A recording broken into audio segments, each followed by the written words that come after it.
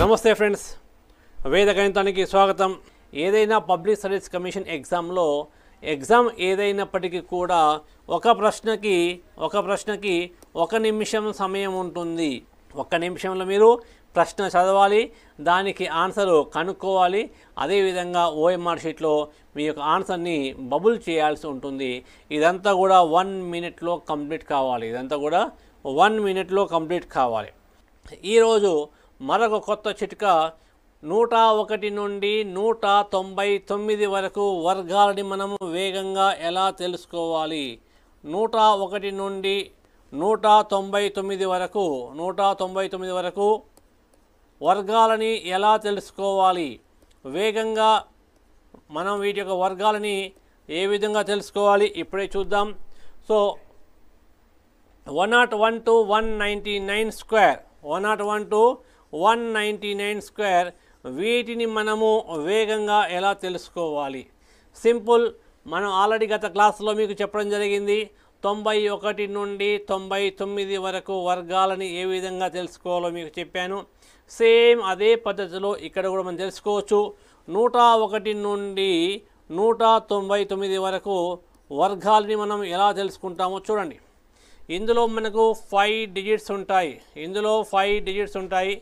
దీన్ని మనము 2 పార్ట్స్గా డివైడ్ చేసినట్లయితే, ఫస్ట్ పార్ట్లో 3 డిజిట్స్, సెకండ్ పార్ట్లో 2 డిజిట్స్ ఉంటాయి. ఈ ఫస్ట్ పార్ట్లో ఉండే 3 డిజిట్స్ ఏంటి అంటే, గివెన్ నెంబర్, ఇచ్చిన సంఖ్యకి మనము ఎక్స్ కలపాలి. సెకండ్ పార్ట్ ఏంటి, ఎక్స్ స్క్వేర్. మళ్ళీ మీకు ఎక్స్ అంటే చిన్న డౌట్ రావచ్చు, వాట్ ఈజ్ ఎక్స్? ఎక్స్ అంటే ఇచ్చిన సంఖ్య 100 కన్నా ఎంత ఎక్కువగా ఉంది అంటే గివెన్ నెంబర్ మైనస్ 100. ఎక్స్ అంటే ఇది 100 కన్నా ఎంత ఎక్కువగా ఉంది. ఈ ఫార్ములా మీరు గుర్తుంచుకుంటే చాలు, 101 నుండి 199 వరకు వర్గాలను మీరు వేగంగా తెలుసుకోవచ్చు. బట్ ఇక చిన్న కండిషన్ ఉంది, ఏంటి అంటే మీకు 1 నుండి 20 వరకు వర్గాలు పర్ఫెక్ట్గా వస్తే ఇప్పుడు నేను చెప్పబోయే చిట్కా ఆధారంగా 101 నుండి 120 వరకు వర్గాలు రాయగలుగుతారు. మీకు 1 నుండి 50 వరకు వర్గాలు పర్ఫెక్ట్గా వస్తే ఇప్పుడు చెప్పబోయే చిట్కా ఆధారంగా 101 నుండి 150 వరకు వర్గాలు రాయగలుగుతారు. ఒకవేళ మీకు 1 నుండి 99 వరకు వర్గాలు పర్ఫెక్ట్గా వస్తే ప్రజెంట్ చిట్కా ఆధారంగా మీరు 101 నుండి 199 వరకు వర్గాలని అతి తక్కువ సమయంలో తెలుసుకోవచ్చు. ఇప్పుడు చూద్దాం. ఇప్పుడు కొన్ని ఎగ్జాంపుల్స్ మీకు ఉన్నాయి చూడండి. 101 యొక్క వర్గము ఎంత? మనం చెప్పుకున్న సూత్రం ప్రకారము 101 ఇచ్చిన సంఖ్యకి ఎక్స్ కలపాలి. ఎక్స్ అంటే ఏంటి? 100 కన్నా ఎంత ఎక్కువగా ఉంది. 101 అనేది 100 కన్నా 1 ఎక్కువగా ఉంది. సో కాబట్టి 101 + 1 ఇది ఫస్ట్ పార్ట్లో 3 డిజిట్స్ వచ్చాయి. సెకండ్ పార్ట్ ఏంటి? 2 డిజిట్స్ ఉండాలి. సో అది 1 స్క్వేర్. 101 + 1 ఎంత? 102. 102 3 డిజిట్ నెంబర్ రావడం జరిగింది. సెకండ్ పార్ట్ మనకు 2 డిజిట్ నెంబర్ రావాలి. అది ఏంటి అంటే 1 square. What is 1 square? 1 square is 1 only. 1 అనేది 2 డిజిట్ నెంబర్ కాదు కాబట్టి మీరు 01 రాయాలి. సో 101 స్క్వేర్ ఎంత అంటే 10,201. దెన్ 102 యొక్క వర్గము ఎంత? 102 స్క్వేర్. ఇచ్చిన సంఖ్య 102, ఇది 100 కన్నా 2 ఎక్కువగా ఉంది. నెక్స్ట్ 2 స్క్వేర్ రాయాలి. 102 + 2 104 అండ్ 2 స్క్వేర్ 4. 4 అనేది సింగిల్ డిజిట్ నెంబర్, 4 అనేది 2 డిజిట్ నెంబర్ కాదు కాబట్టి మీరు 04 రాయండి. సో 102 యొక్క వర్గం ఎంత? 10,404. కేవలం 3 సెకండ్లలో మీరు కనుక్కోవచ్చు. 103 యొక్క వర్గము ఎంత? 103 యొక్క వర్గము 103 + 3 తర్వాత 3 స్క్వేర్ రాయాలి. What is 103 + 3? 106. And 3 square is 9. 9 అనేది 2 డిజిట్ నెంబర్ కాదు కాబట్టి 09 మనం రాయాలి. సో ఈ ఫార్ములా గుర్తుంచుకుంటే మీరు 101 నుండి 199 వరకు వర్గాలను మీరు సులభంగా కనుక్కోవచ్చు. 104 యొక్క వర్గం చూడండి 104 ప్లస్ 4 అండ్ 4 స్క్వేర్ 104 ప్లస్ 4 ఎంత 108 అండ్ 4 స్క్వేర్ 16 అనేది 2 డిజిట్ నెంబర్. మళ్ళీ మనం ఇప్పుడు 0 రాయాల్సిన అవసరం లేదు. సో 10816 10,816 అవుతుంది. 105 యొక్క వర్గం ఎంతో మీరు కనుక్కోండి. 105 ప్లస్ 5 తర్వాత 5 స్క్వేర్ రాయాలి. 105 plus 5 110 5 square is 25 5 square is 25. అదేవిధంగా 106 యొక్క వర్గం చూడండి 106. 106 యొక్క వర్గం ఎంత 106 యొక్క వర్గం ఎంత చూడండి 106. 106 ప్లస్ 6 ఇది 100 కన్నా 6 ఎక్కువ ఉంది. Second part 6 square 106 plus 6 it is 112 and 6 square ఇది 36. ఏ మాత్రం ఆలస్యం చేయకుండా అడగగానే మీరు వెంటనే ఆన్సర్ చెప్పవచ్చు. ఇప్పుడు చూడండి 107 స్క్వేర్ ఓవరాల్గా కనుక్కోండి. 107 అనేది 100 కన్నా 7 ఎక్కువ. ఇచ్చిన సంఖ్యకి 7 కలపండి. 107 ప్లస్ 7 ఎంత? ఇప్పుడు స్టెప్స్ రాయకుండా డైరెక్ట్గా దానికి వర్గం రాయండి. 107 ప్లస్ 7 ఈజ్ 114 114. తర్వాత 7 స్క్వేర్ అనేది 49. కాబట్టి 107 స్క్వేర్ ఎంత అవుతుంది 11,449 అవుతుంది. 108 యొక్క వర్గం చూద్దాం. 108 యొక్క వర్గం ఇది 100 కన్నా 8 ఎక్కువగా ఉంది. కాబట్టి 108 ప్లస్ 8 ఎంత 116. 108 ప్లస్ 8 116. 8 స్క్వేర్ 64. 8 స్క్వేర్ 64. సో 11,664 అవుతుంది. 109 యొక్క వర్గాన్ని చూద్దాం. 109 ప్లస్ 9 118 9 స్క్వేర్ 81. 110 స్క్వేర్ 110 యొక్క వర్గం ఎంత? దీన్ని సాధారణ పద్ధతిలో చేయండి. 11 స్క్వేర్ మీకు తెలుసు. 11 స్క్వేర్ 121. ఇక 0 ఉంది పక్కన 2 zeros రాస్తే సరిపోతుంది. 2 zeros రాస్తే సరిపోతుంది. 110 వరకు సింపుల్గా ఉన్నాయి, కానీ 111 నుండి చిన్న తేడా ఉంటుంది. దాన్ని మీరు గుర్తించండి. ఫర్ ఎగ్జాంపుల్ 111 స్క్వేర్ 111 స్క్వేర్ ఈ 111 అనేది 100 కన్నా 11 ఎక్కువగా ఉంది. దీనికి 11 కలపండి. Second part 11 square. మన ఫార్ములా ఏంటి? 101 నుండి 199 వరకు వర్గాలు కనుక్కోవాలి అంటే ఇందులో 5 డిజిట్స్ ఉంటాయని మీకు చెప్పాం. ఈ 5 డిజిట్స్లో మనం మొదట మూడు అంకెలు ఏంటి? గివెన్ నెంబర్ ప్లస్ ఎక్స్ అని సెకండ్ పార్ట్ ఎక్స్ స్క్వేర్ అనుకున్నాం. మొదటి భాగంలో 3 అంకెలు ఉండాలి. 3 అంకెలు. రెండో భాగంలో 2 అంకెలు మాత్రమే ఉండాలి. ఇప్పుడు ఈ ఫార్ములా ప్రకారం చేసినట్లయితే 111 యొక్క వర్గం చూడండి. ఇది 100 కన్నా 11 ఎక్కువ కాబట్టి ఇచ్చిన సంఖ్యకి 11 కలపాలి. 111 ప్లస్ 11 ఎంత? 122. దెన్ 11 స్క్వేర్ ఎంత? 121. కానీ మనకు కావాల్సింది ఏంటి? సెకండ్ పార్ట్లో 2 డిజిట్స్ మాత్రమే ఉండాలి అని చెప్పుకున్నాం. 2 డిజిట్స్ మాత్రమే ఉండాలి కాబట్టి ఈ ఒకటిని దీనికి యాడ్ చేయండి. 1 2 3 2 1 12,321 అవుతుంది. 112 యొక్క వర్గం ఎంత? 112 plus 12 112 plus 12 112 plus 12. Then next 12 యొక్క వర్గం రాయాలి. 112 plus 12 124. Then 12 square. What is 12 square? 144. 12 square 144.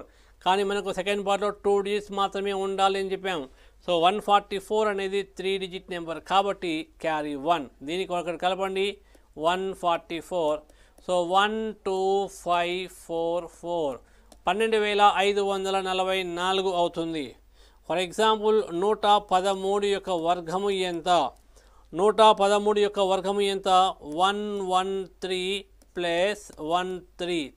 113 100 కన్నా 13 ఎక్కువ.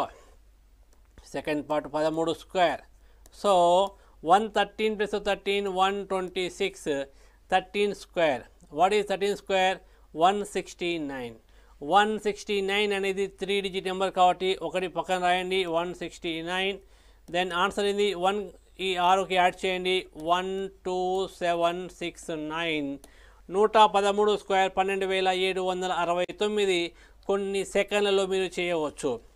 ఫర్ ఎగ్జాంపుల్ 116 యొక్క వర్గము ఎంత?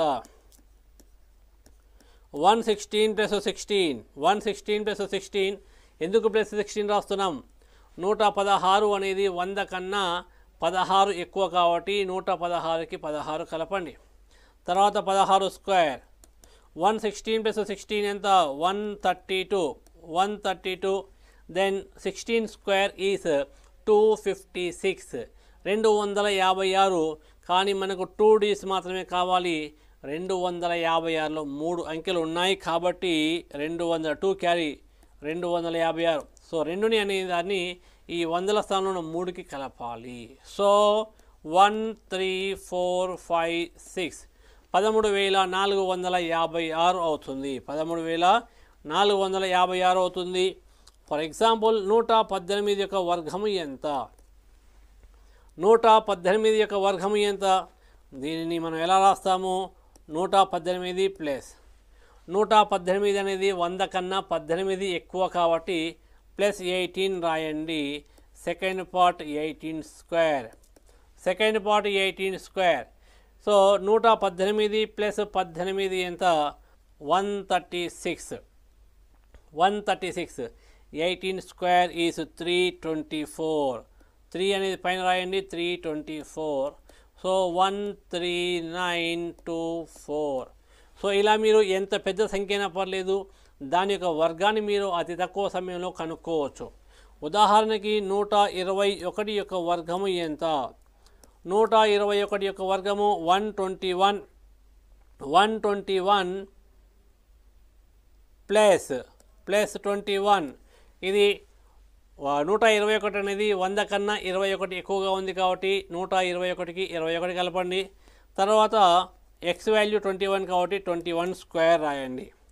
What is 121 + 21? 142. 142. Then 21 square. What is 21 square? 441. 21 square 441. అయితే మనకు 2 డీస్ కావాలి కాబట్టి 2 డీస్ రాయండి. వందల స్థానంలో 4ని ఈ 2కి కలపండి. సో 14641. సో 121 యొక్క వర్గం ఎంత అంటే 14,641.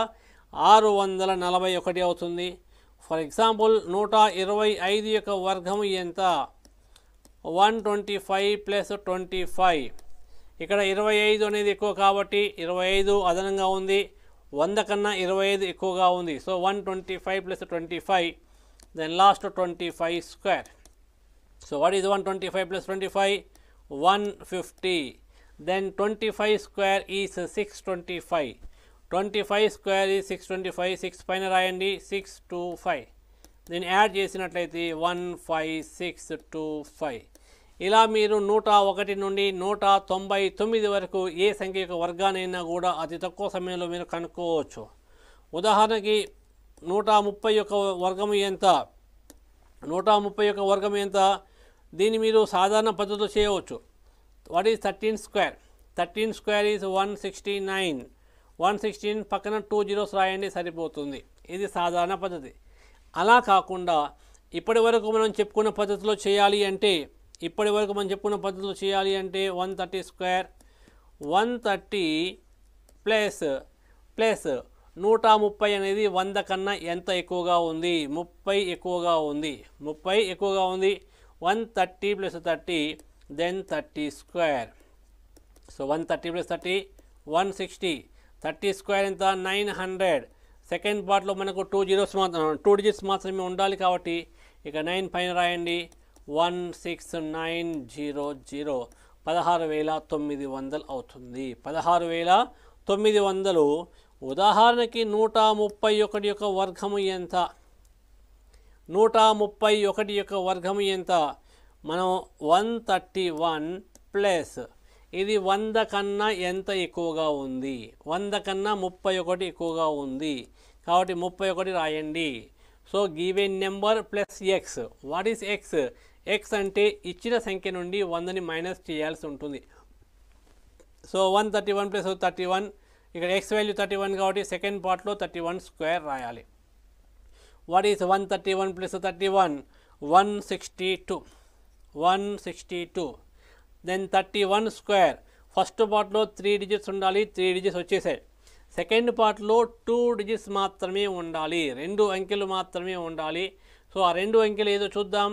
31 స్క్వేర్. What is 31 square? 961. 961 అనేది 3 డిజిట్ నెంబర్. 3 డిజిట్ నెంబర్ కాబట్టి 9 క్యారీ చేయండి. 961.